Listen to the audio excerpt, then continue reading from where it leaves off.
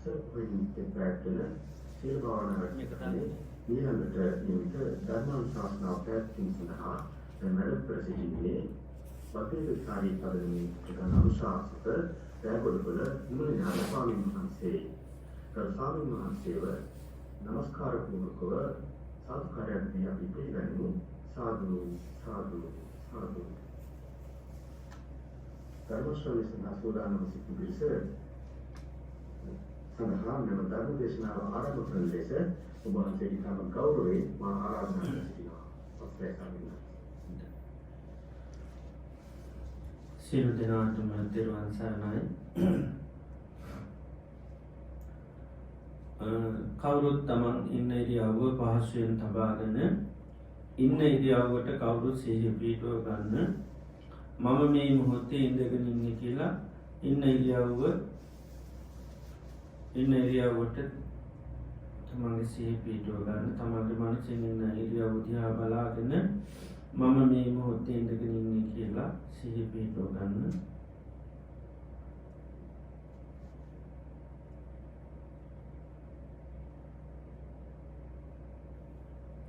මේ මොහොතේ අපේ සියලු දෙනාම මේ වාඩි වෙලා තැන්පත් වෙලා බලාපොරොත්තු වෙන්නේ භාග්‍යවතුන් වහන්සේගේ අවවාදයක් අනුශාසනාවක් ශ්‍රවණය කරන්නටයි. සම්මා සම්බුදුරජාණන් වහන්සේ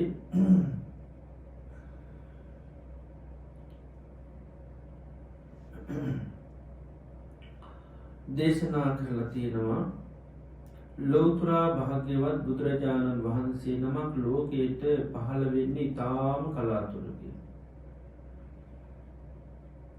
ඒ වගේම බුදුරජාණන් වහන්සේ නමක් අවබෝධ කරගත්ත උතුම් ශ්‍රී සද්ධර්මය ලෝකයක පවතින ඉතාම කලාතුරකින්. ඒ වගේම ඒ භාග්‍යවත් බුදුරජාණන් වහන්සේ දේශනා කරපු ධර්මය එලෙසම නිවැරදිව දේශනා කරන අය ලෝකයේ පහළ වෙන්නේ ඉතාම කලාතුරකින්. ඒ බුදුරජාණන් වහන්සේ දේශනා කරපු ධර්මයේ ශ්‍රවණය කළ තේරුම් ගන්න අය පහළ වෙන්නේ ඉතාම කලාතුරකින්. නිවැරදිව තේරුම් අරගෙන ඒ අනුව කටයුතු කරන අය පහළ වෙන්නේ ලෝකෙ ඉතාම කලාතුරකින්. එතකොට මේ ලෝකේ ඒ පරම දුර්ලභ කාරණා අපේ ජීවිතයට සම්මුඛ වුණා. කලාතුරකින් සම්මුඛ වෙන බුදුරජාණන් වහන්සේ නමක්ගේ ශාසනය සම්මුඛ වුණා. ඒ වගේම මේ ධර්මය අපිට ශ්‍රවණය කරන්නට භාග්‍ය වාසනාව උදාපත් වුණා. ඒ වගේම අපි යම් ප්‍රමාණයකට හෝ තේරුම් අරගෙන අපේ ජීවිතයේ ධර්මානුකූලව කටයුතු කරන්න අපිට හැකියාව ලැබුණා. ඉතින් අපි මේ ලැබුවා වූ මේ පරම දුර්ලභ අවස්ථාව මේ මොහොතේ අපිට තව කුතෙක් දවසක් පවත්වන්න පුළුවන්ද කියන කාරණය අපි කාටවත් කියන්නට බැහැ. හේතුව ජීවිතය හරිතාවකාලිකයි. බුදුරජාණන් වහන්සේ උපමා කරන්නේ තන අග තියෙන පිණිවිදක් වගේ.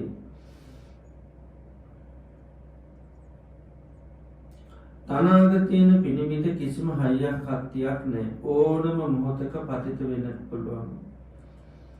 ජීවිතයත් එහෙමයි. ඕනම මොහොතක මේ ජීවිතය විවිධ හේතුන්ගෙන් ජීවිතය මරණයට පත්වෙන්න පුළුවන්.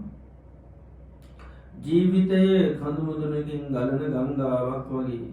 කඳුමුදුනින් ගලන ගංගාව හැම මොහොතේම පහළට ගලනවා. කිසිම මොහොතක් නතර වෙන්නේ නැහැ. ජීවිතයත් එහෙමයි.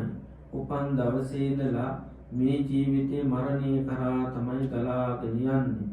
කිසිම දවසක් මොහොතක් නතර වීමක් නැහැ. ජීවිතය මරණයට කැපුණු ගවයෙක් වගේ. ගවයෙක් මරණස්ථානයට රැගෙන යනකොට තියෙන හැම පියවරකින්ම ලං වෙන්නේ මරණයටයි. අප ජීවිතත් එහෙමයි.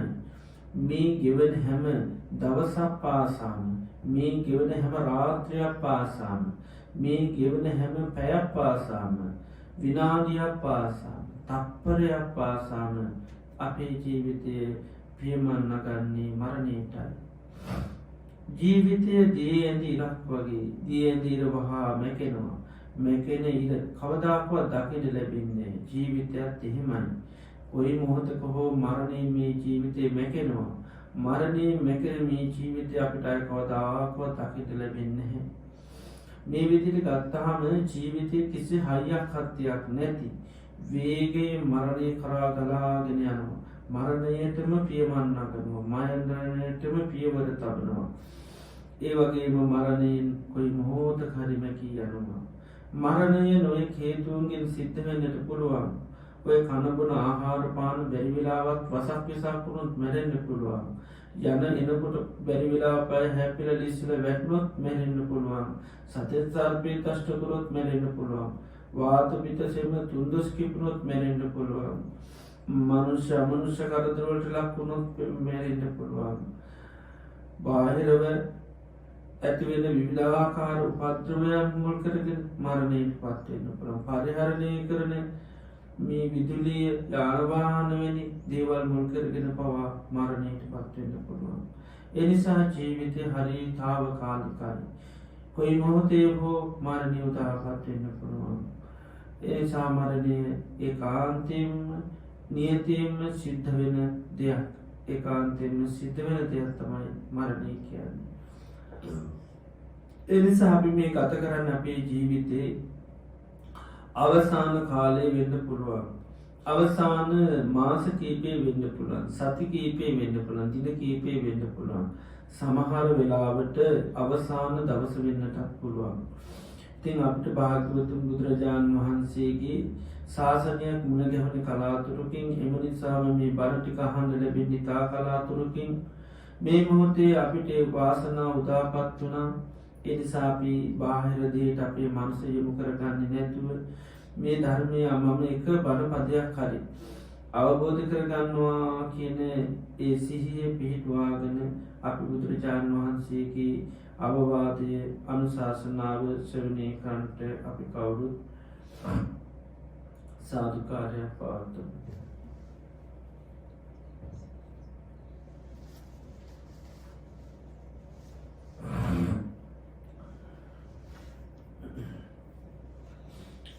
නමෝ තස්ස භගවතු අරහතු සම්මා සම්බුද්දස්ස.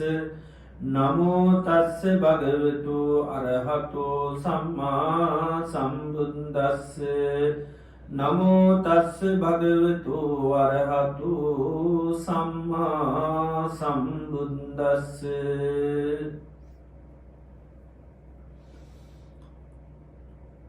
පඨමං පහං භික්ඛවේ ඥානං නිස්සාය ආසවානං khයං වදාමි තී.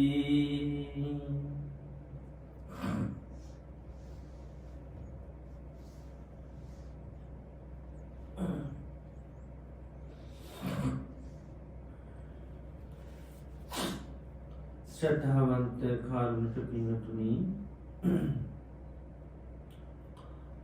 තුල්ලෝකාග්‍ර වූ ශාන්තිනායක සම්මා සම්බුදුරජාණන් වහන්සේගේ අවවාදයක් අනුශාසනාවක් ශ්‍රවණය කරන්න මේ දිනේදී අපි බලාපොරොත්තු වෙනවා. අද දවස පුරාවටම හැමදෙනාම සීලයක පිහිටලා බුදුරජාණන් වහන්සේ වදාළ ඒ ධර්මයේ පුරුදු පුහුණු කරන්නට අපි යොදාගත් දිනයක්. ඇසළ පුරපුන් පොහෝ දිනේ තමයි භාග්‍යවතුන් වහන්සේ මේ ලෝකයේ ලෝක සත්වයාට දුකින් මිදෙන මේ උතුම් දහම් පණිවිඩය ලෝක සත්වයාට උන්වහන්සේ පළමු වර දේශනා කරන්නට යෙදුනේ.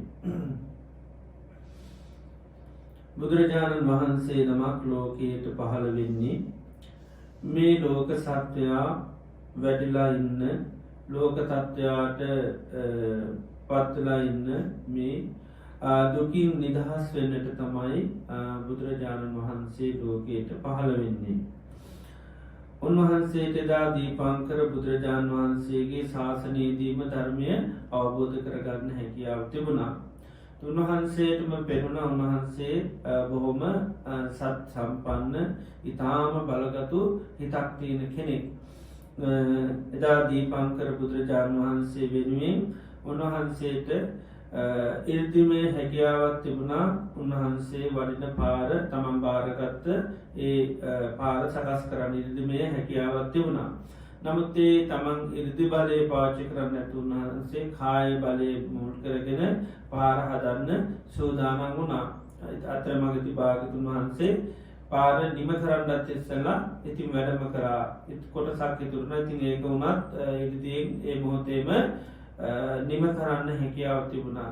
ඒත් උන්වහන්සේට හිතුණා බුදුරජාණන් වහන්සේට තමන්ගේ ජීවිතේ පූජන්න ඕන උන්වහන්සේට කෙලේ තමයි ඒ නිසා තමයි අර මඩ වගුරේ ඒ දණ්ඩක් වෙලා උන්වහන්සේට වඩින්ට ආරාධනා කරේ.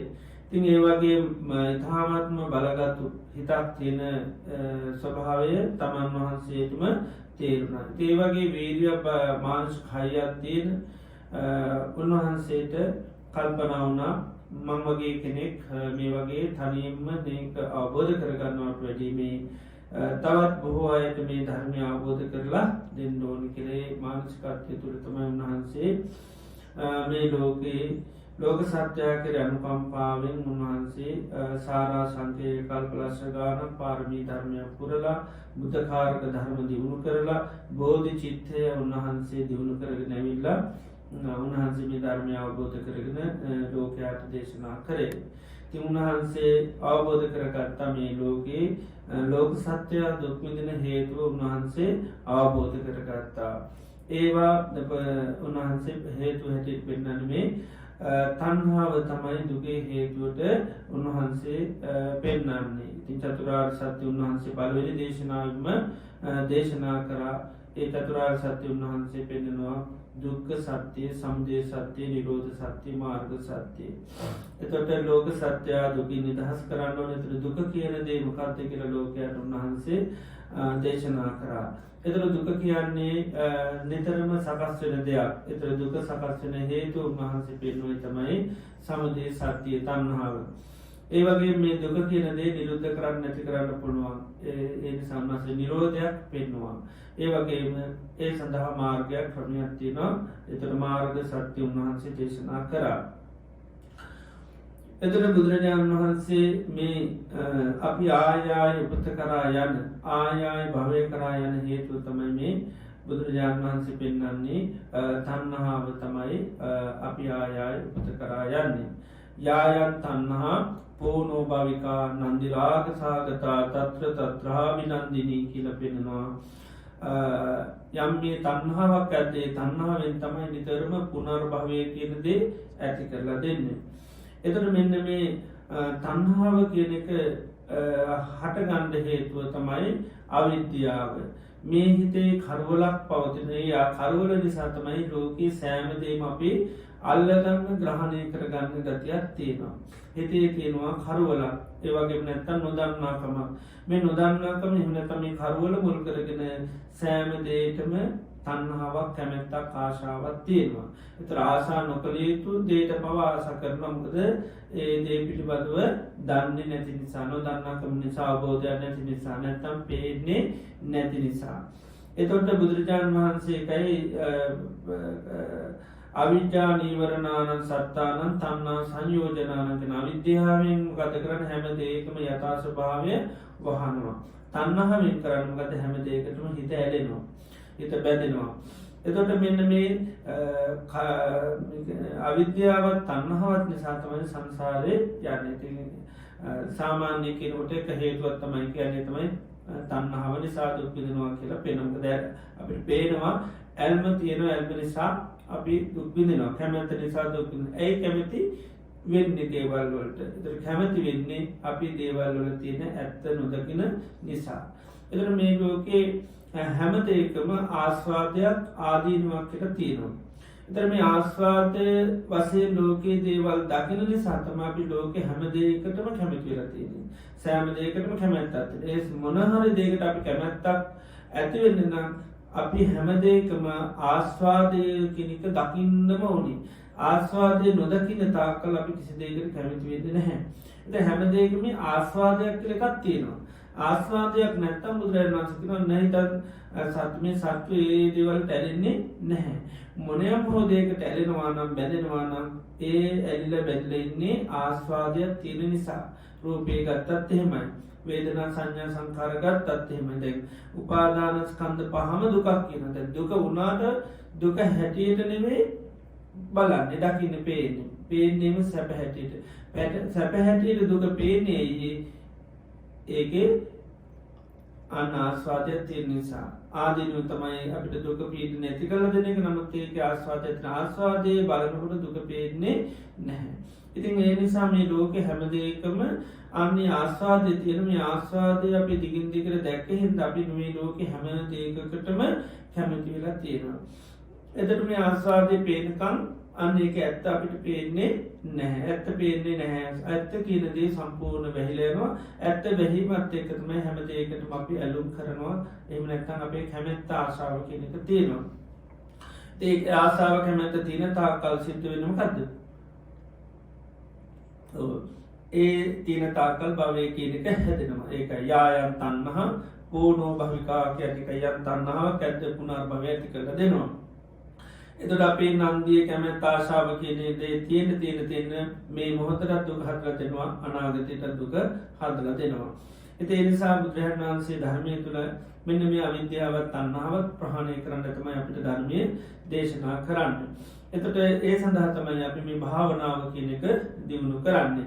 එතකොට මේ හිතේ තියෙන දුර්වලතා දෙකක් තමයි එක පැත්තකින් මේ හිත හැම දෙයකටම ඇලුම් කරනවා.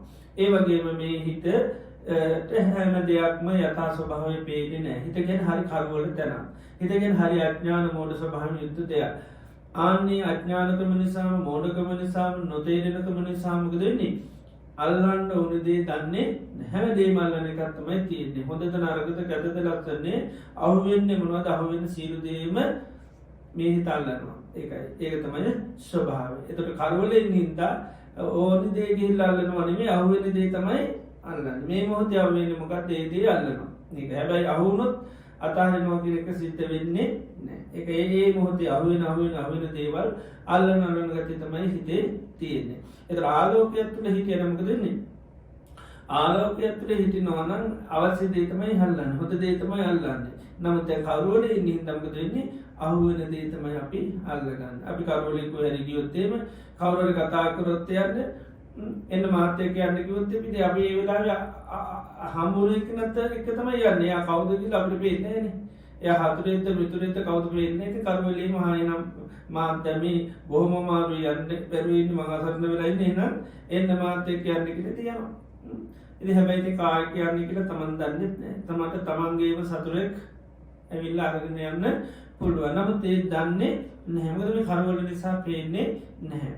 ඉතින් ඒ වගේ අපි ඒ වගේම නුවණක් ඥානයක් නැතුනොත් එහෙමයි. සාමාන්‍ය ජීවිතේ නුවණ නැතුනම විනිශ්චය කරගන්න හරිය අමාරුයි. මේක මොකක්ද කියලා අපිට තේරෙන්නේ නැහැ. ආන්නේ වගේ මේ හිත කියන දේ තේරෙන්නෙම නැති එකක්. හිතට තේරෙන්නේ නැහැ මොකක්වත්. වටහා ගන්න බෑ. තේරුම් ගන්න බෑ.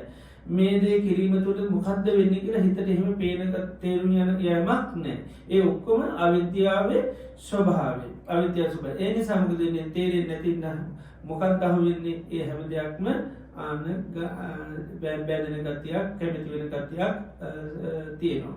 ඒකට තමයි මේ තණ්හාව කියලා කියන්නේ. එතකොට මෙන්න මේ ස්වභාවයේ අනුව මේ අවිද්‍යාවත් තණ්හාවත් අනුව තමයි අපි සංසාරේ දිගටම සැරිසරාගෙන ආවේ. ඒතර අවිද්‍යාවෙන් කරන්නේ අරමුණේ තියෙන ඇත්ත මොකද කරන්නේ? වහලා දානවා. ඇත්ත වැහුවාම අහුවෙන දේ තමයි අල්ලන්නේ. අහුවෙන දේ අල්ලන්නේ. ඒතර මේ ලෝකයේ තියෙන සෑම දෙයකම හැබැයි තියෙනවා මොකද්ද? ආස්වාදය කියලා එකක් තියෙනවා. ආදීනව කියලා එකක් තියෙනවා. දෙකක් තියෙනවා. ආස්වාදයක් තියෙනවා. ආදීනවක් තියෙනවා. ඒ වගේම නිස්සාරණය කියලා එකක් තියෙනවා. එතකොට මෙන්න මේ කරුවල හිතට, නොදන්නා හිතට, නොමේරු හිතට, නොහැදෙන හිතට අර ඉස්සරහින්ම අහුවෙන දේ පේනවා මිසක් ඇතුළාන්තයක් පේන්නේ නැහැ. ඒකයි අහුවෙන්නේ මොකද්ද? අහුවෙන දේ තමයි ඉක්මනින්ම අල්ලගෙන එතෙන් මොකද එන්නේ? ඒකට හිත කැමති නැති හිත බැඳෙන ස්වභාවයට පත් වෙනවා. එතකොට හැම අරමුණකම තියෙන ආස්වාදයකට එකක් තියෙන ආදීනව කියන. ඒතර ආස්වාදය කියන්නේ ඉක්මනින්ම අහුවෙන එක. ආස්වාදය අල්ලන්න හරි අමාරුයි. හේතුව තමයි දැන් ලෝකයේ ගත්තත් ලෝකය හැම දෙයකම ආස්වාදයක් කතා කරනවා. ආදීනව කවුරු කතා කරන්නේ නැහැ. ඒතර අපිට අර ඇහෙන්නේ පේන්නේ දකින්නේ මොකද්ද? අර ඉස්සරහින්ම ලෝකයාව ඉස්මතු කරන දේ. එතකොට අපි කරවලේ ඉන්නකොට අර අපි හම් වෙන එකනත් එක්ක යන්නේ. එයා කවුද හොඳ නරකද කියලා එකක් නැහැ. හමුනේ කවුද ඉස්සරහින්ම ඒ තමයි අපි අල්ලගෙන යන්නේ. ඒ වගේ අපේ ජීවිතේ උස්මහත් වෙනකොටම අපේ මේ ආයතනයන්ට ඇහෙන්නේ මොනවද? ආයතනයන්ට සම්මුඛ වෙන්නේ මොනවද? ආස්වාදේ තමයි ඇහැට ගොදුරු වෙන්නේ රූප නේද? ඒ ගොදුරු රූපේ මොනවද පෙන්වන්නේ? ආස්වාදයක් පෙන්වනවා. ඊළඟට සද්ද, ගන්ධ, සුවඳ, රස මේ ඔක්කොගෙම ලෝකයා අන්න ඉස්සරහින්ම දාලා තියෙන ආස්වාදේ. ඒ නිසා අපිට අන්න මොකද වෙන්නේ? අර අහුවෙන දේ තමයි අපි කනට අහුන ආස්වාදේ නිසා ගත්තරු. සද්ද වල ආස්වාදයක්. ඒ වගේ. ඒතර ආදීනව අපිට ඇහෙන්නේ නැහැ. ලෝකේ තියෙන හැම දෙයකම මේ රූප, ශබ්ද, ගන්ධ, රස, ස්පර්ශ වෙනකොට මේ හැම දෙයකම ආස්වාදයක් තමයි අපිට ඔන්න ඇහුනේ. ඒ නිසා හැම දෙයකම අන්න අපි ආස්වාද වශයෙන් ගත්තා. ඒ වගේම මේ තමන් සතුව පවතින දේවල් පිළිබඳවත් එහෙමයි. අපිට මගේ මමේ මට අයිති කියලා අපි දේවල් ග්‍රහණය කරගෙන තියාගෙන ඉන්නවා. ඒ තියාගෙන ඉන්න දේවලුත් අපිට ලෝකයා පෙන්වීම මොකද්ද? ඒකේ තියෙන ආස්වාද. දැන් රූපයක් තියෙනවා. දැන් ලෝකයා කිව්වේ මොකද්ද? චූටි කාලේ ඉඳලාම අපිව රූපේ වර්ණනා කරන මිසක රූපය ආදීනව පෙන්වන්නේ නැහැ. ආදීනව කතා කරන්න කැමති නැහැ. ඒ වගේම වේදනාව ගත්තත් එහෙම අපිට මිදිනවා. අපි ඒකට ඒකේ ආස්වාදයක් තමයි. ඒ වගේම හඳුනා ගන්න දේවල් සංඥා පිටපද විහිිත පිළිබඳ මේ හැම දෙයක් පිළිබඳව ජීවිතයේ සමස්ත ජීවිතය ගත්තම අපිට ජීවිතය පිළිබඳව ආස්වාදයක් ලෝකයක් පෙන්වන මිසක කවුරුත් ආදීනව කියන්නේ නැහැ. ඒ නිසා අපිට ඉස්සරහින්ම හමු වෙන දේ තමයි අපි නිතරම ග්‍රහණය කරගත්තේ අල්ලගත්තේ. හැබැයි ඉතින් අල්ලගෙන ඉන්නේ මොකද්ද කියලා අපි දන්නේ නැහැ. දැන් දුක අපි අල්ලගෙන හිටියේ නැත්නම් කැමති වෙලා තියෙන දුකට කියලා අපි දන්නේ නැහැ. ඉතින් ඒක නමුත් අපි අර ආස්වාදයේ පමණක් ගත්ත හින්දා අපි මේ ආස්වාදයන් අපි දේවල් වල ඇත්ත අපිට අන්න වටහා ගන්න බැරි වුණා. ඒතර බුදුරජාණන් වහන්සේ පහළ වුණාම තමයි උන්වහන්සේ පෙන්වන මේ ලෝකේ දුකක් කියලා දේවල් තියෙනවා. එතකොට ඒ වගේම දුක උපද්දවන හේතුකුත් තියෙනවා. ඒ වගේම මේක නැති කරන්නත් පුළුවන් නැති කරන ක්‍රමයකුත් තියෙනවා. ඉතින් හැබැයි එහෙම අපි මොකුත් දන්නේ නැහැ. අපි දුක දන්නේ නැහැ. දුකක් හටගන්නේ ඇයි කියලා දන්නේ නැහැ. නැති කරන්න පුළුවන් කියලා දන්නේ නැහැ. නැති කරන ක්‍රමයක් අපි දන්නේ නැහැ. ඉතින් ඒ නිසාම තමයි අපි මේ මොහොතේ වර්තමාන ජීවිතේ අපි හැම මොහොතේම දුක් විඳිනවා. දුක් විඳිනකොට අපිට පොඩි ප්‍රශ්නයක් තියෙනවා. ප්‍රධාන ප්‍රශ්නේ මොකද්ද? ඇයි මට මෙහෙම වෙන්නේ? අපි නිතරම ප්‍රශ්න කිරීමක් කරනවා. ඇයි මට මෙහෙම වෙන්නේ? ඇයි එහෙම වෙන්නේ කියලා අපි ප්‍රශ්න කරන වෙලාව තියෙන්නේ අපි දුක හටගන්න හේතුව දන්නේ නැති නිසා. හේතුව දන්නවා නම් කාගෙන්වත් අහන්න ඕනේ දුකක් හටගත්තාම ඇයි මට එහෙම වෙන්නේ කියලා. ඒතර දුක හටගත්තාම හේතු විමසන්න වෙලා තියෙන්නේ නැත්නම් ඇයි එහෙම වුනේ කියලා තියෙන දුක කිරේදී අතරමං කරන ගතියක් තියෙනවා. දුක හැදුණු ගමන් මම මුලා වෙන ගතියක් තියෙනවා. පිහිටක් ඕනි වෙනවා. පිළිසරණක් ඕනි වෙනවා. ඒ නිසා පිහිට පිළිසරණ ලබා ගන්න නම් ඇයි මට මෙහෙම වුනේ කියලා හොයා ගන්න සිද්ධ වෙනවා. ඉතින් දුකේ අතරමං කරන ගතියත් එක්ක අපි හැම වෙලෙම මම මුලා වෙන ස්වභාවයක් තියෙනවා. අපිට දුක කියන දේ හරියටම තේරුම් ගන්න හරිය අමාරුයි. ඒ වගේම දුක හටගත්ත හේතුව හොයා ගන්නත් හරිය අමාරුයි. එතකොට ඒ වගේම දුක අපිට නැති කරන්න පුළුවන් කියන එකක් අපි දන්නේ නැහැ. දුක හටගත්තාන් පස්සේ ඒක හැමදාම තියෙන දෙයක් වගේම තමයි පේන්නේ. නිත්‍ය ස්වභාවයමයි පේන්නේ. සැප ස්වභාවයමයි පේන්නේ. මගේ කියලාම හිතෙන්නේ. ඒ දුක මගේ වෙන්නේ. එතකොට මගේ නම් එක අපි අයින් කරන්න ලැහැත් වෙන්නේ නැහැ. අයින් කරන්න පුළුවන් වුණත් අයින් කරන්න කැමති නැහැ. මොකද එයා ඒ දේ මගේ නම් කොහොමද අයින් කරන්නේ? ඒ දේ අයින් කරන්න කැමතිත් නැහැ. එතකොට නිරෝධයක් තිබ්බත් නිරෝධයක් දකින්නේ නැහැ. මොකද සකස් වෙච්ච දෙයක් හැටියට මේක මගේ දෙයක්ම හැටියට වෙන්නේ. මගේ දෙයක් නැති කරන්න අපි කිසිසේත් එකඟ වෙන්නේ නැහැ. ඒ නිසා අර ඒකයි අපිට නිරෝධයක් අවබෝධ කරගන්න හරි අමාරුයි. ඒක මොකද නිරෝධය අවබෝධ කරගන්න අමාරු. මොකද ඒ දේ මගේ නිසා ඒ දේ නැති වෙනවා කියලා දකින්න කැමති නැහැ. මම නැති වෙනවා කියලා බැලුවොත් එහෙම ලොකු ප්‍රශ්නයක් නේද? ඒතර මම නැති කරන්න කැමතිත් නැහැ. නැති වෙනවාට කැමතිත් නැහැ. ඒ නිසා ඒ වගේ අපිට නිරෝධය කියන එකත් හරි අමාරුයි. දන්නේ නැහැ. ඒ වගේ මේකට මාර්ගයක් ඉතින් වඩන්න යන්නේ නැහැ. මොකද ඉතින් නැති කරන්න ඕනේ නැත්නම් ඉතින් ඒක නැති කරන්න ක්‍රම අවශ්‍ය වෙන්නේ නැහැ. ඉතින් බුදුරජාණන් වහන්සේ ධර්මයේ තුල තමයි අපිට හරියටම පෙන්වන්නේ මේක තමයි දුක, මේක දුකේ හට ගැනීම, මේක දුක්ඛ නිරෝධ ගාමිනී ප්‍රතිපදාව. ඒතර සංසාර වශයෙන්ම අපි නිතරම හැමදේකම ආස්වාදය බලන අපි බුදුරජාණන් වහන්සේ පහළ වෙලා අන්න අපිට මේක පොඩි වෙනස් කිරීමක් කරන්න අපිට පෙන්න්නන උන්වහන්සේක ධර්මය තුළ උන්වහන්සේක සාාවකත්වයට අපි පත්වනාට පස්සේ අපේ බැලීම වෙනස් වෙනවා අපේ බැලීම වෙනස් වෙනවා එතට අපිට ලෝකය හදයා බලන්න ලෝකයේ අන්න අයි බලන විදිහට නෙවේ උන්වහන්සේ වෙනස් ක්‍රමයක් පෙන්නවා ඉතිං ඒ බලන ක්‍රමයට තමයි අපි මේ භාවනා කරනවා කියලා කියන්න එමනතම් විපස් විශේෂය විපස්සනාව කියලා කියන්නගත්ද යථාර්ථය බලනවා කියෙන ඇත්ත බලනවා කියන එකයි.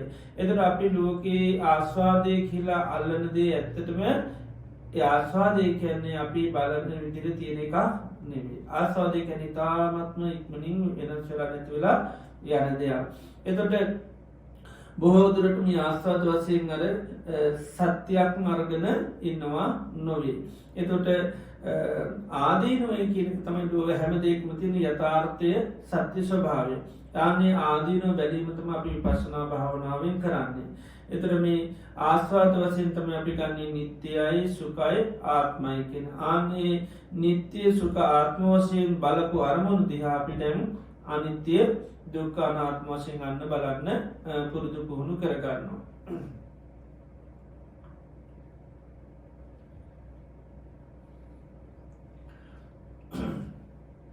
ඒ සඳහා තමයි අපි මේ භාවනාව කියනක දියුණු කරන්නේ. තොට දේවල්වල යථාර්ථය බලන්න හැබැයි අපේ හිත ඒකට රුචි වෙන්ඩෝන කැමති වෙන්ඩෝන. එතට හිතේ එහෙම කැමැත්තක් රුචියක් නැත්තන් අපේ මේදේ බලන්නකොට බලන්න කැමති නෑ.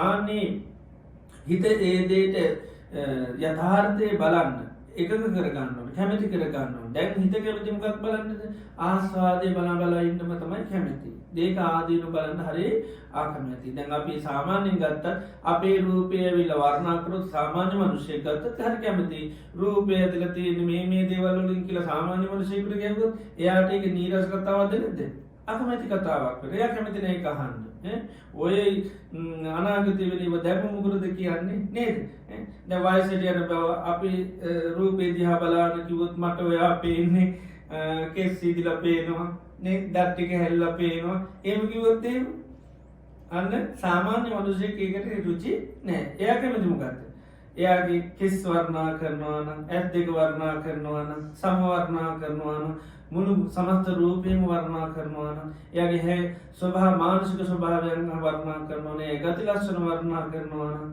හිත වර්ණා කරනවාන නේද ඒවල තමයි කැමති ඔයාට තියෙන්නේ ලව් පරිවත්තන් චිත්තන් කිවත්තේම ඒවට කැමති නෑ ඉති ඒවිදිට හැමදේ වර්ණා කරනවන තමයි ලෝකයා කැමති ඒදේ පැයගන්න ඕන තරම් දේශවන් යොමු කරගෙන අහගෙන ඉන්න පුළුවන් සමල්ලටකිනවා පැයක් කිව්වත් මටෝ කහගෙන ඉන්න පුළුවන් කියලා. එතට ඒ විදිහට අපේ සාමාන්‍ය මානසිකත්වය නැත හිතේ ස්වභාවය තමයි ආස්වාදය කතා කරන තැන අහගෙන ඉන්න හරි කැමැති. ඒකට කිසිම අකමැත්තම් විරෝධතාවයක් පාන්නේ නෑ. එතට වෙනත් සිතිවිලියවිල්ලා එහෙම වෙනත් ලෝකවලට මනස ගෙනියන්නේ නෑ. එතට විවිධ කල්පනාවලට යන්න හරි ආසාාවෙන් අහගෙනන්න හැබැ වෙන දේවල් කිලට හිත හරියට යනවා. එතට සමල්ලාටගෙන මේ ගොය දින්න කියලා එතනක මේක නීරස නිසා වෙනත් දෙවල්ත මතක්වෙන්න. එතර මේකින් පැල්ලෑන්ඩත් වන මොකහරි මාර්ථකාවකට හිමට හිත සේන්දුවෙනවා. හැබැයි ආස්වාදයේද හිතහෙම නෑ. වර්ණාවක් කරනකට මේහිත හරි කැමැති. නැති වුණත් ඒවා ඇති හැටියට පෙන්නෝට හිත හරි කැමැති.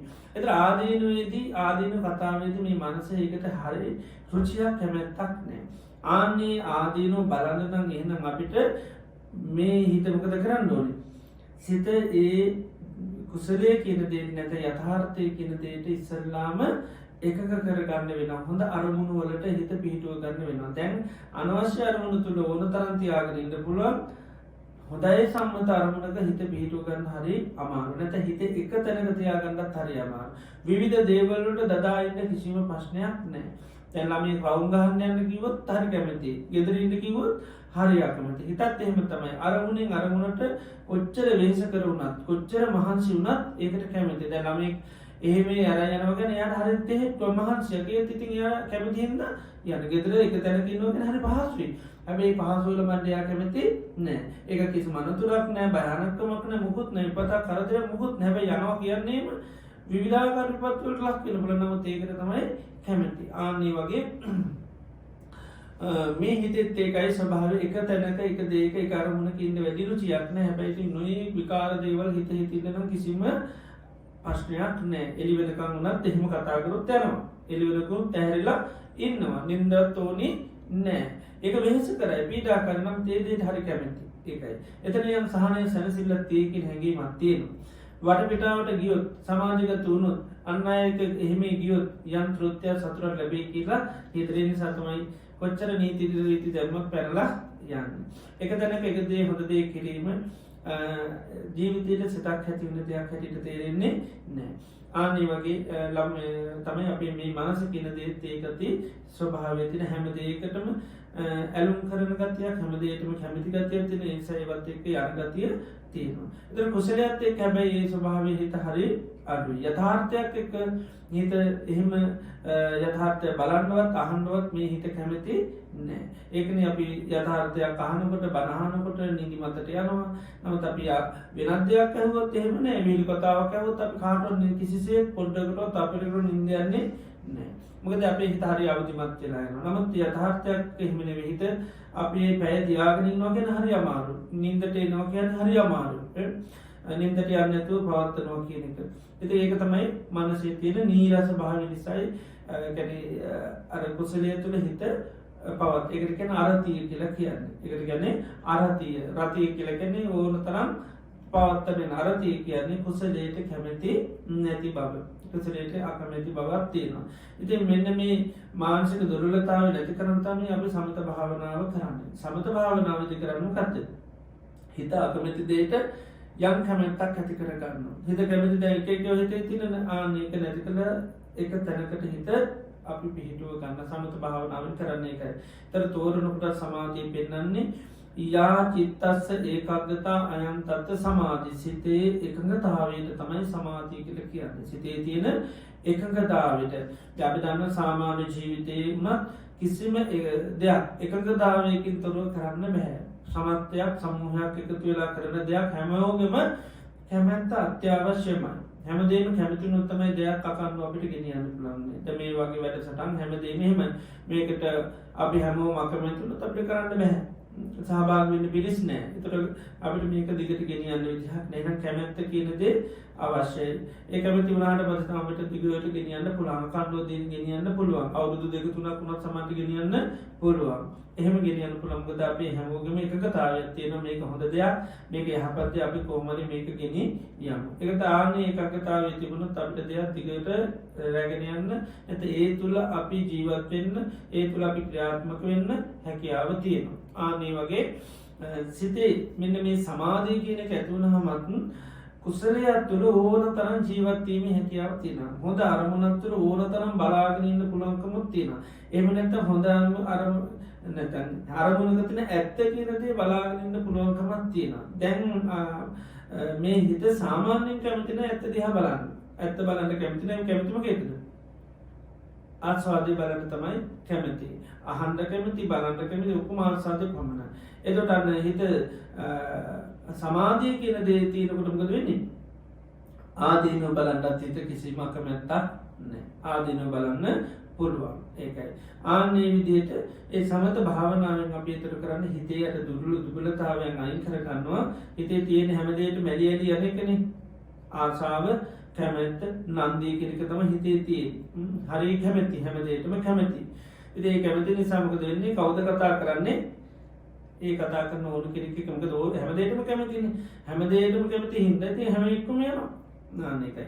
ඉතින් ඒ නිසා දැන් අතීත කතාවක් අපිට දැන් කතා කරොත් එහෙම අතීත සිද්ධිය කතා කරගෙන ඉන්නවා කියලා. ඒතර මොකද වෙන්නේ? හිත කැමති හිතෙන් යන්නේ. ඒතර විශ්වවිද්‍යාල සිද්ධියක් මතක් වෙනවා. මතක් වුණොත් ඒ සිද්ධියට අපි යන්න කැමති. ඒක මනසිකාර කරන්න කැමති. ඒක මෙනෙහි කරන්න කැමති. අති කෙනෙක් ඇවිල්ලා වුණත් එහෙමයි. මේ පරණ කතාවක් කියන්න තියෙනවා කිව්වොත් අහන්න හරි කැමති. ඒක මොකද්ද? කියන එක කිසිම ප්‍රශ්නයක් නැහැ. ඉතින් ඒ විදිහට අර හැම දෙයකටම අපේ හිතේ කියන්නේ ආස්වාදය කියන හැම දෙයකටම අපේ හිත හරිය කැමති. ආදීනෝ කියන හැම දෙයකටම හිත කැමති නෑ. ආදීනව දකින්න හිත කැමතිම නෑ. ඒ නිසා තමයි ආදීනව දැක ගාම මොකද කරන්නේ? ඇස් වහ ගන්නවා, කන් වහ ගන්නවා. ඒක තමයි ස්වභාවය. කවුරුහරි ඇවිල්ලා කිව්වත් එහෙම හිමීට ඒව අහ ගන්නවා. එහෙම නැත්නම් හිත හරි වහ ගන්නවා. හිත හරි වංචාකාරී වෙනවා. ඒක සමහරලාට ආදීනව කියනොත් නණී හොරේ කතුරෙකුටවත් වෙන්න එපා. එහෙමයි. පහර්තනාව පවා එහෙමයි. හොරේ කතුරෙකුටවත් මේ වගේ විපත්ති නම් වෙන්න එපා. මේ හානියට. දැන් මේ වෙලාවේ හොරුන්ට හතුරන්ට ඔක්කොටම හොඳක් වෙන්න එපා කියන. දැන් මේ වෙලාවේ ආන්න අරක තමන් ලබා ගන්න බැරි නිසා තමයි අරයට නේද? එයාට මේකට. එතකොට ඒ තරම් වංචා කරනවා. හොර හතුරන්ටවත් නිතරම මේ දෙස් තියෙන කෙනා ඒ වෙලාවට මොකද වෙන්නේ? එයා ඒ අයලවා අනේ හොරේ කතුරෙකුට මෙහෙම දෙයක් වෙන්න එපා. එතකොට මට නම් ඉතින් කොහොමවත් වෙන්න එපා නේද? හොර හතුරන්ටත් මේ වෙලාවේ සිත ප්‍රාර්ථනා කරනවා මම ඉතින් මට කොහොමද සිත සාන්ත ප්‍රාර්ථනා කරනවා නේද? ඒතර අපි හිතන්නේ මේ මුදු දේවල් නම් අනේ හොරේ කතුරෙකුටත් වෙන්න එපා නේද? දැන් ඒක තමන්ට වෙනවා කියලා බලන්න හරි අකමැති. ඒක අනේ මටත් හෙට ඔය දේ වෙයි. ඔය කියන විපතට ඔය කියන ලෙඩට මමත් හෙට ලක් වෙයි. ඔය විදිහට මටත් හෙට ඒ තත්ත්වයටපත් වෙයි. ආන්නේ විදිහේ මේ හිතේ යථාර්ථය දකින්න හරි අකමැති.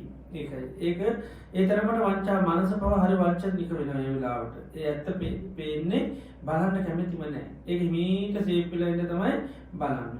එතකොට මෙන්න මේ සමාධිය තුලින් අපි කරන්නේ අර හිත මේ යථාර්ථය බලන්න පුළුවන්. ආදීනව බලන්න හිත එකඟ කර ගැනීම තමයි ඉස්සෙල්ලාම කරන්නේ. ඒකට හැබැයි ඉතින් යථාර්ථයක්ම එකපාරට කතා කරොත් බලන්න මොකද වෙන්නේ?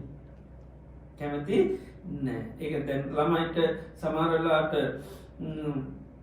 අපි කවන්න පොවන්න ගියත් එහෙම සමහරලාට අකමැතිනේ. පොඩි කාලේ නිදා ගන්නවා කියන්නේ අකමැති දෙයක්. කනවා බොනවා කියන්නේ තන සෙල්ලම තමයි, විනෝදේ තමයි හැමදේ. ඒ නිසා හැම දෙයක්ම අපි මොකද කරන්නේ? ඒ අත්‍යවශ්‍ය දේ සමහරට විනෝදයක් කරා තමයි දෙන්න වෙලා තියෙන්නේ. ආස්වාදයක් කරා තමයි එකක් දෙන්න වෙලා තියෙන්නේ. කෙලින්ම කතා කරොත් කැමති නෑ. කතන්තරයක් කතා කරන්න කිව්වොත් එහෙම කතන්තර අහන්න කැමති ඉඳ එනවා. නිදා ගන්න යන් කිව්වොත් නිදාගන්න යන් කිව්වොත් කතන්තරයක් කියනවා නම් එනවා කියනවා. එතකොට නේද? ඒ වගේ තියෙනවා. එතකොට අපි හොඳ අත්‍යවශ්‍ය දේ දෙන්නත් සමහරලාට යට පක්‍රම ශීඝ්‍ර වෙන්න සිතට කෙලීම කතා කරලා කැමති නැහැ. කන්නේ ඉන්නකොත් කැමති නැහැ. අපි ඒකත් එක්ක මොනවාර උපක්‍රමයක් කරනවා නේද? අපිට කවන්න වෙලා තියෙන එකනේ. නැත්නම් කන්න දීලා පැත්තකට ඉන්න පුළුවන් නැහැ. ඒක අවශ්‍ය වුණත් කරන්න කැමති නෑ. කවන්න වෙලා තියෙනවා. ගුලි අන්නලා ගුලි කරලා කටේ තිබ්බහම තමයි යාන්තම් ඒක ගිල්ලවන්න සෑහෙන වෙහසක් දරන්න සමහරට සිද්ධ වෙනවා. ඉතින් ඒ විදිහට මේ යථාර්ථය බැලීමේදී බුදු කෙනෙක් පහළ යථාර්ථය අපිට දේශනා කරනවා. ඒතර යථාර්ථය බලනකොට මේ හිත කිව්වත් ඒකට කැමති නෑ. ඒ නිසා මොකද කරන්නේ? ඉස්සෙල්ලාම යථාර්ථය වැඩි යොමු කරන්නේ නැතුව අපි මොකද කරන්නේ? අර හොඳයි කියන සම්මත තියෙන දෙයකට ඉස්සල්ලාම හිත පිහිටුව ගන්නවා. හිත එහෙම පිහිටුවාගෙන තමයි අපි කරන්නේ. ඒතර සමාධිය කියන්නේ හැබැයි කතන්තරය කියන්නේත් පොඩි ආස්වාදයක් තියෙන එකක් නේද? කතන්තරය කියන්නේත් ඒ කතන්තරයත් එක්ක යට යමක් කරන්න පුළුවන්. නමුත් හැබැයි කතන්තරයට කැමති. ඒ වගේ තමයි සමාධිය කියන එකට හිත එක්තරම විරෝධතාවයක් නැහැ. මොකද සමාධියට පත් වුණොත් එතනත් පොඩි ලොකුවටම දෙයක් තියෙනවා. ඉතින් ඒ නිසා ඒ දේට මේ මනස එච්චරම අකමැත්තක් වෙන්නේ නැහැ. හැබැයි ඒක ආස්වාදය දෙනකම් පොඩ්ඩක් අමාරුයි. කතන්තරයට ඉක්මනටම හිත කැමති නැහැ ළමයි. නමුත් ඒ කතන්තරය දෙකක් තුනක් කියනකොට මොකද වෙන්නේ? සුරංගනා කතාවලත් යම් දෙයක් තියෙනවා. ඒකට යබ්බැහි වෙනවා. ආන්නේ වගේ තමයි සිත එක පාටම අපිට යථාර්ථයට අකමැති වුණාට හැබැයි සමාධිය කියන දෙයට එච්චරම අමාරු නෑ. ඒ නිසා තමයි අපි මුලින්ම භාවනාවේදී සමත භාවනාවක් කරන්නේ.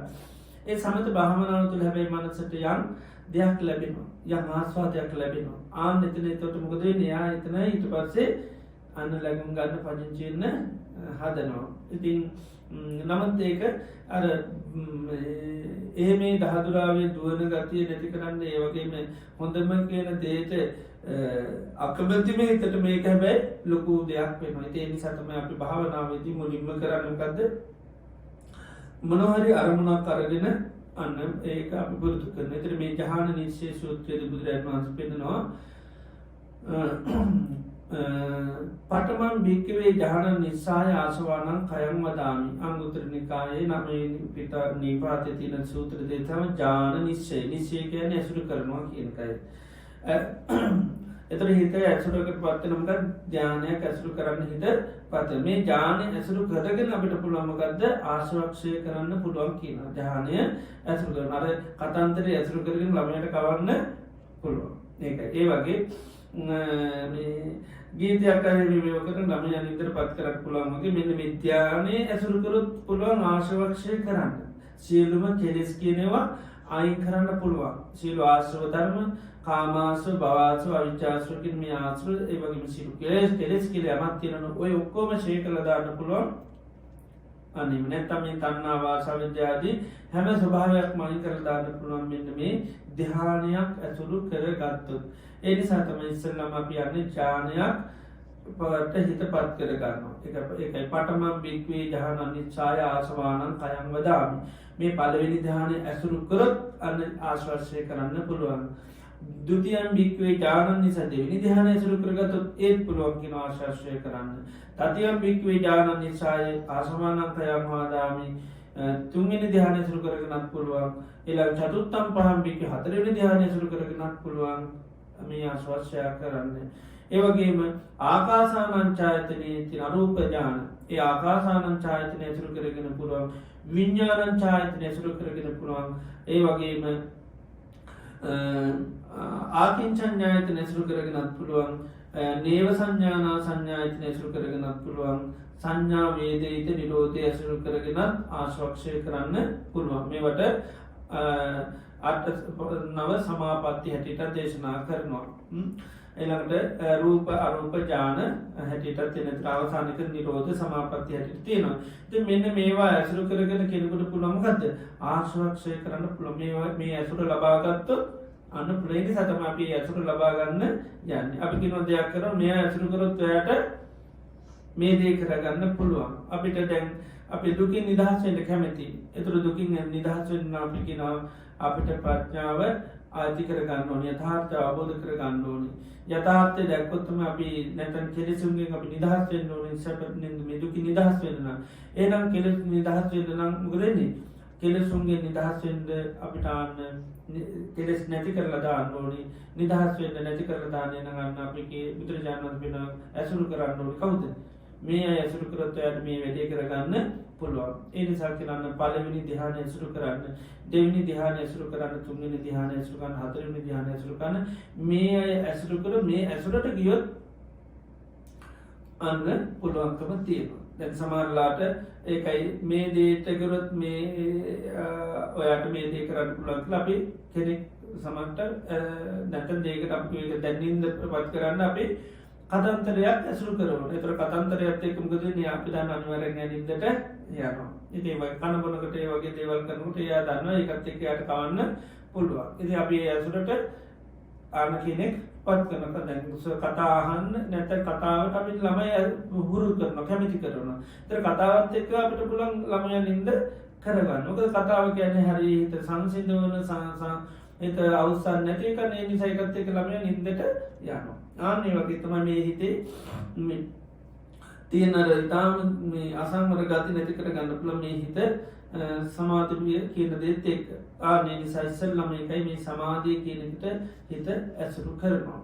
එතර ජානය සමාධී බුදුරන් වන්ස පෙන්න්නන්නේ යා චිත්තස්ස ඒකගතා යන්ත සමාන්සිතය තියෙන එකගතාවේ කුසලය තුළ හිත පිහිටවාගෙන ඉන්න පුළුවන් බව එක අරමුණත් තුළ හිත පිහිටවාගෙන ඉන්න පුළුවන්කම හිත තියෙන නොේ තැන්වල දුවන ගතිය නැති කළ එක් තැන්වෙනවා හිත දැල්ලාමේ කර එක් තැන්වුණ හම දේවල් කියල දෙන්න පුළන් වගේ අර යට පිටාව යන එක නතර කරලා ගෙදර නතරගන්න සමට ගෙදට අපි නිකන් උදාහරණ කම්පියුටර් එක නම් පස්සේ ඊට පස්සේ කම්පියුටර් එක ගෙදර ඉන්න හැබැයි අර වටපිටාවේ ඇවිද ඉන්නවට වැඩිය හරි හොඳයි. ගෙදර ඉන්නකොට මොකක් හරි කියලා දෙන්නවත් පුළුවන්. එහෙම ගියොත් එහම අල්ලා ගන්නම බෑ. ඉතින් ඒ වගේ තමයි මෙන්න මේ අර දෙයක් ඇසුරු කර ළමයා හදන්න යනවා වගේ තමයි බුදුරජාණන් වහන්සේත් අපිට මෙන්න ධානය ඇසුරු කරන්න කියනවා. ඒ ධානය ඇසුරු කිරීම තුළ ධානය කියන්නේ හැබැයි එකපාරටම නීරස එකකුත් නෙවෙයි. පොඩ මේ වුණත් ඒකෙන් යම් පුදුම සහනයක් සැනසෙල්ලක් ලබන්න පුළුවන්. ඒතර සමාධියක් ඇති වෙනකොට ලොකු ප්‍රීතියක් ඇති වෙනවා. ඒකයි සමාධිය තෝරනකොට අපි උත්ත පළවෙනි දහනය ගත්තාම කියන්නේ විවිච්චේව කාමේ විවිච්චේව අකුසලේ ධම්මේ කාමයන්ගෙන් වෙන්න අකුසලේ ධම්මේ සවිතක්කම් සවිචාරම් විවේකජම් පීතිසුඛං මේ විතක්ක විචාරත් එක්ක මොකද වෙන්නේ අන විවේකයෙන් හටගත්ත ප්‍රීතියක් ඇති වෙනවා. පීතිසුඛං කියන්නේ ප්‍රීතිය සුඛය ඇති වෙනවා. එතකොට මේ පළවෙනි ධ්‍යානයත් එක්ක හිතේ යම් ප්‍රීතියක් හට ගන්න සුඛයක් හට ගන්නවා. එතකොට ප්‍රීති සුඛ තියෙනකොට මෙන්න මේ දේ තුල මනස බැහැ ගන්න කැමති. ඒ තුන ඇසුරු කරන්න කැමති. ළමයට කම්පියුටර් එකකින් හඳුන්වන්න අපල ගේම් ගහන්න පටන් ගත්තොත් ගෙදර ඉන්න කැමති. ඊට පස්සේ කවුරුත් කොහේ යන කතා කරත් කීයටවත් ඒකට කැමති නෑ. ඒකට ඊට පස්සේ හැබ්බෙන. හැබැයි ඉතින් ගෙදර ඉඳලා නතර කරගත්තන් පස්සේ අර මහා විපත්ති කරදර වලින් ළමයා නිදහස්. එතකොට මේකෙන් ගලව ගන්න තමයි ඊට පස්සේ තියෙන්නේ. ඊට පස්සේ අධ්‍යාපනයේ අර කොහොමද රූට දාලා සමහරට ඒකෙන් එයා ගලව ගන්න බැරි කමකුත් නැහැ. නමුත් අර වටපිටාවේ ගිහිල්ලා කරගන්න විපත්ති වලට වැඩිය යම් මේකක් තියෙනවා. ඒ සෙල්ලමට නැත්නම් ඒ වගේ දෙයකට අපේ වුණාම අපිට අපි ධර්ම යායක ඇසුරු කරගෙන පුළුවන් එකලව ගන්න. ආන්නේ වගේ තමයි මනස කියන දෙත් මේ තොරතෝච්ච නැතු මේ දුවන එක මේ ධ්‍යානය හරියට දෙතහිත සමාධිගත වුණොත් එතන හිත පිහිටන ගතියක් පදිංචින ගතියක් තියෙනවා. එතන පදිංචි කරලාන්නේ ඒ ඇසුරු කරගෙන තමයි යන්න ආශ්වාසය පිණිස අන්න වෑයම් කරන්න. ඉතින් බුදු කෙනෙකුගේ ධර්මය තුළ උන්වහන්සේගේ අවවාද අනුශාසනා තුළ ක්‍රියාත්මක වෙන කෙනෙක් අන්න සමාධියක් ජීවිතයට ලබා ගන්නවා. සිත එකඟ කරගන්න. හැබැයි එකඟ කරගන්න මොකටද කියලා දන්නවා.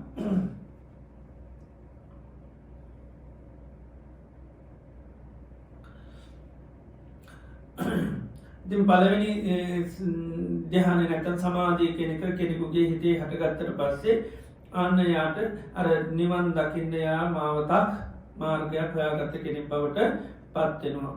එතකොට මේ සමාධියක් ඇති කරගන්න නිකමුත් බෑ. ඒකට අවශ්‍ය බොහෝ දේ අවශ්‍ය වෙනවා. ඒව තමයි අපි ආර්ය අෂ්ටාංග මාර්ගයේ තියෙන අර යට ටික ඔක්කොම මොකද සමාධිය ඇති වෙන්න උපකාරක ධර්ම. සම්මා දිට්ඨි, සම්මා සංකප්ප, සම්මා වාචා, සම්මා කම්මන්ත, සම්මා ජීව, සම්මා සති, සම්මා සමාධි.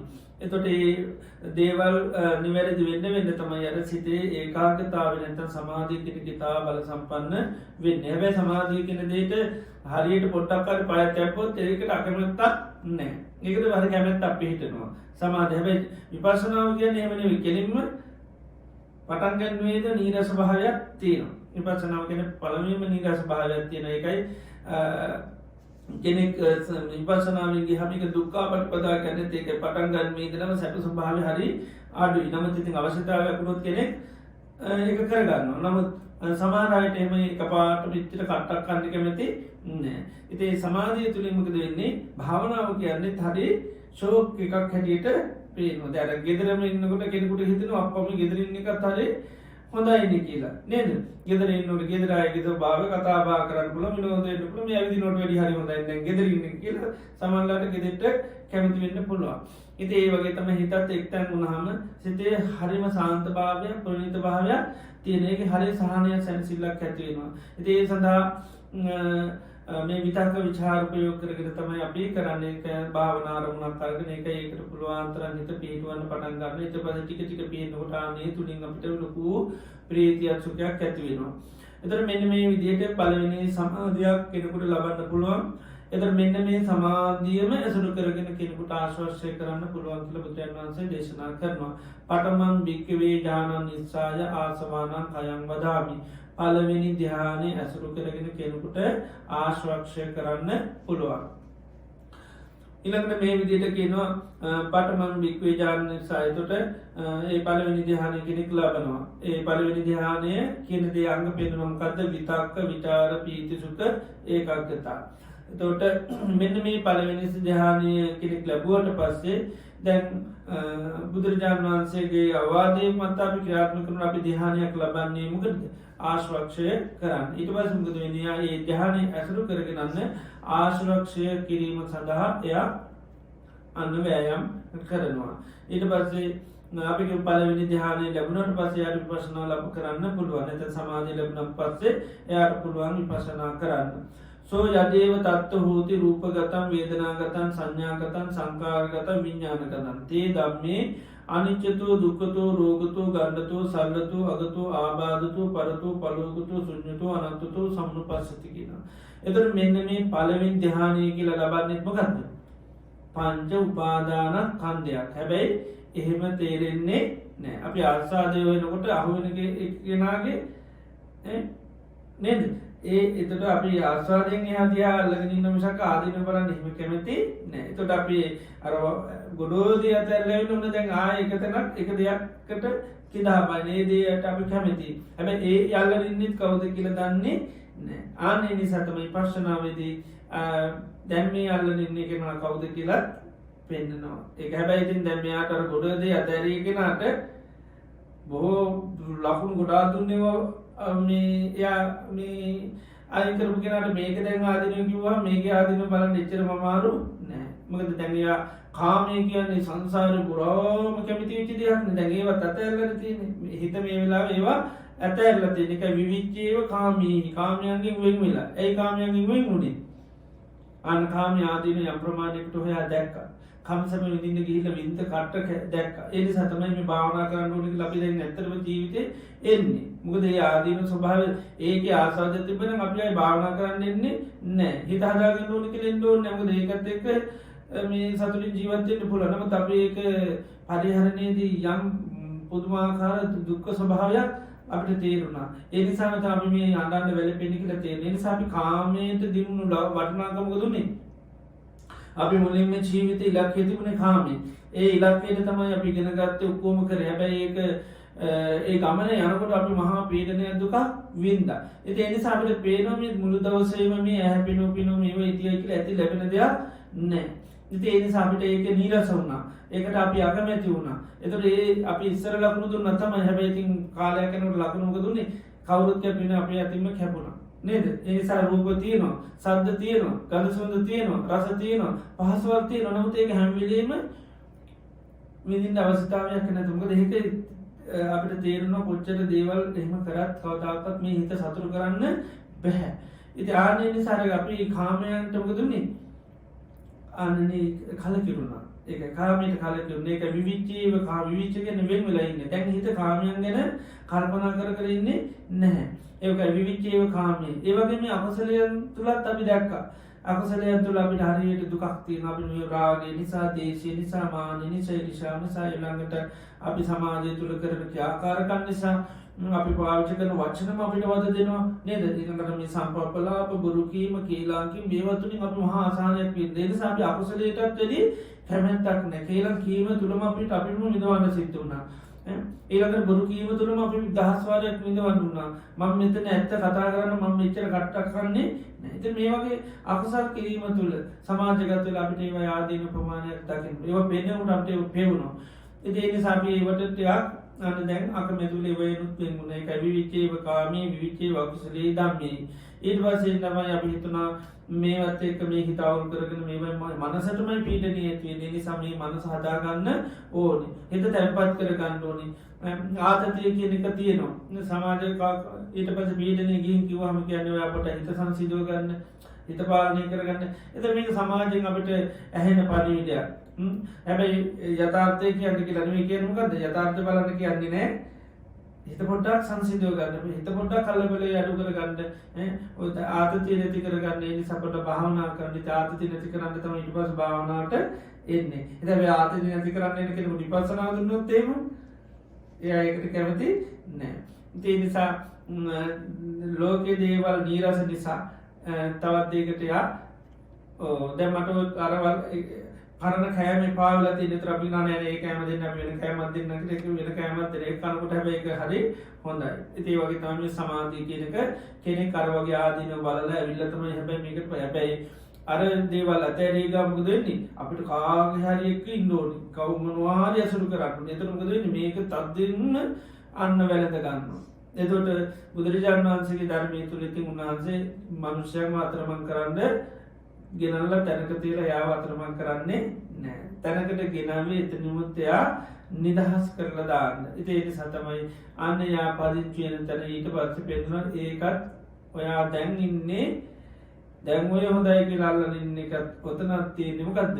රූප, වේදනා, සංඥා, සංකාර. හැබැයි කල්ලාතු කියන්නේ දැන් කියනවා ලැබුවාට පස්සේ කියනවා ඔය උපාධියත් එච්චරම වටින්නේ නැහැ. ඊට වැඩි උපාධියක් තියෙනවා. හැබැයි ඉස්සල්ලාම මේ උපාධිය මේ නොවටිනාකම් කිව්වොත් මොකද වෙන්නේ? මේකට යා කීයටවත් මේ වෙන්නේ. ඥානි වගේ තම මනස කියන දේ ඒ දේ ලැබුවට පස්සේ ආදීනව කිව්වට පස්සේ එච්චරම ප්‍රශ්නයක් නැහැ. හැබැයි ඒකට ආදීනව කියන්නේ තවත් දෙයක් අනුවර්ණා කරලා තමයි කියන්නේ. ඒ නිසා මෙතනදී කියන්නේ ඥානයේදී අන්න ධ්‍යානය කියන්නේ මෙන්න මේ රූප වේදනා සංඥා සංකාර විඥාන. එතකොට මොකද වෙන්නේ? මේක පංච උපාදානස්කන්ධයන් නම් දැන් මොකද පංච උපාදානස්කන්ධය කියන්නේ අපි දුකක් කියලා සාමාන්‍ය අහලා තියෙනවනේ. එතන මේ ලබාගත් ඥානෙ මේ සමාධියත් මෙතනක් තියෙන රූපයක් නම් මෙතනක් තියෙන විඳීමක් නම් මෙතනක් තියෙන සංඥාවක් නම් මෙතනක් තියෙන සංකාරයක් නම් ඒ මෙතනක් තියෙන විඥානෙ නම් ඒ වගේ ආදීන ඊට පස්සේ මොකද කරන්නේ? එයා බලනවා ඒ රූපේ බලන මොකක්ද? අනිත්‍ය වශයෙන් දුක් වශයෙන් රෝගයක් අඩුවක් තුවාලයක් අනුසතු දෙයක් හැදෙන මෙන්න දෙයක් හැටියට බලනවා. එහෙම බලලා ආදීන බලලා හැබැයි මේ නිතරම මොන හරි අපි අතහරවන්න කරොත් තවත් දෙයක් මොකක් හරි වර්ණාවකට නැත්නම් හොඳ දෙයක් කියන්නවත් ඕනේ නේද? මේ දෙක අතාරින්න කිව්ව මේ කෝපය අතාරින්න කිව්වොත් එහෙම තව කෝපයක් ඕන. ඉතින් ඒ වගේ එකක් තියෙනවා. ඉතින් ඒක එන්න අන්න මේ විදිහට මෙන්න මේ පංච උපාදානස්කන්ධය ආදීනව දැන් බලනවා ඒ පංච උපාදානස්කන්ධය හැටියට බලන්න මොකද අර ඇසුරු කරපු ඥාන. ඒක තමයි දැන් ඒ ධානය තුල ඉඳගෙන තමයි ඥානහිත තමයි දැන් උපාදානස්කන්ධ පහක් හැටියට දකින්නේ. සමාධියම දැන් පේනවා ඒකත් රූප වේදනා සංඥා සංකාර. ඒකත් අනිත්‍ය දුකයි රෝගයක් අඩුවක් තුවාලයක් හැටියට බලලා ඊට පස්සේ බුදුරජාණන් වහන්සේ කියනවා චේතං සෝතේ ධම්මේ චිත්තං පටිවාපේති. එතකොට මොකද වෙන්නේ? අර ඥානයෙන් හිත මොකද කරන්නේ? හිමීට අයින් කර ගන්නවා. ඊට පස්සේ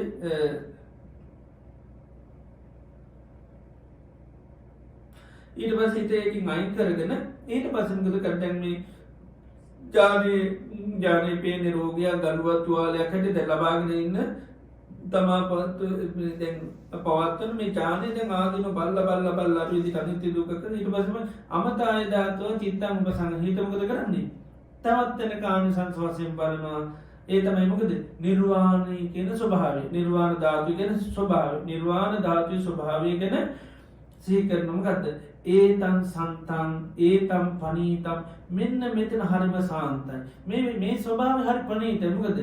යදිදං සබ්බ සංඛාර සමුද මේ සකස් වෙච්ච ඔක්කොම සංසිඳෙන්න ඕනේ. සබ්බූපති පටිනිස්සග්ග මොනවා හරි ඔය කෙලෙස් තියෙන ඔක්කොම ටික වීසි කරලා දාන්න ඕනේ. තණ්හක්ඛය තණ්හාව ඡය කරලා දාන්න ඕනේ. විරාගෝ නොයදීම නිරෝධ ඇල්ම නිරුද්ධ කිරීම මොනවා හරි දෙයකට ඇල්මක් තිබ්බොත් ඥානයකටද මොකද ඇල්මක් තිබ්බොත් නම් දුක් විඳින්නේ. ඒ නිසා විරාගී වීමමයි රාගේ නැතිවීමම තමයි සාන්ත ප්‍රණීත. නිරෝධෝ නිර්වාණය තමයි නම් අන්න නිරෝධෝ ඇල්ම නිරුද්ධ කිරීම නම් වූ නිබ්බාන නිවීමම තමයි හරි. ඒක නිවීමම තමයි සාන්ත ප්‍රණීත හැටියට දකිනවා. ඉතින් මේ විදිහට එයාර උපදවගත්ත ඥානය අන්න ආදීන බලලා ඊට පස්සේ නිර්වාණය ඊට පෙනෙන්න පස්සේ මොකද වෙන්නේ? නිර්වාණය කියන්නේ තනක් අල්ලගන්න මුකුත් එහෙම නෙවෙයි. ඊට පස්සේ යාගේ ඊට අන්න සංසීල දෙීම ආයින් වෙන තත්ත්වයට පත් වෙන. ඉතින් මේ විදිහට පළවෙනි ධ්‍යානය අසුර කරගෙන කෙනෙකුට රහත් වෙන්නම පුළුවන්. ඉතින් මේ විදිහට අපි හෙට දිනේදී බලන ක්‍රමය ඥාන සිතක් පොදවාගෙන කොහොමද විපස්සනා කරන්න කියන දේ අපි හෙට දිනේදී සාකච්ඡා කරමු. ඉතින් අද දිනේදීත් අපි බුදුරජාණන් වහන්සේගේ ධර්මය අද දවසත් පුරා පුරුදු පුහුණු කරනවා. ඉතින් මින් ඉදිරියේ අපි දානමාන කටයුතු තමන්ගේ නිවෙස්වලම ඉඳගෙන සිද්ධ කරගෙන හවස ඊළඟ වැඩ සටහන් ටිකට පවත්වන සාකච්ඡාවට කවුරු සහභාගී මේ කාලය තුල උපරිම අපේ හිත සම්පතිපස්සනාවන් තුළ පවත්වමින් හැම ආරමුණක්ම පුළුවන් තරම් භාවනාවට යොදාගෙන මේ කටයුතු කරන්න ලැබේවා. ඒ සඳහා අපිට අවශ්‍ය දේ සිහිය අවශ්‍යයි. නිසා හැම මොහොතේම සිහිය පිටුවගෙන අද දිනේ මම මේ මොකද්ද කරන්න යතෝ දිනේදී මං නිවස තුල ඉඳගෙන භාවනා කරනවා. නිවස තුල ඉඳගෙන සීලය ආරක්ෂා කරනවා. නිවස තුල ඉඳගෙන ධර්මයේ ඇසිරෙනවා. ඒ නිසා බාහිර කිසි දෙයකට මේ මනස යන්න නොදී මම මේ කරන දේ නිවැරදිව හොඳින් සිදු කරනවා කියන ඒ අධිෂ්ඨානය ඇති කරගෙන නිතරම සිහිය උපදවාගෙන කටයුතු සිදු කරගන්න ලැබේවා කියලා අපි ආශිර්වාද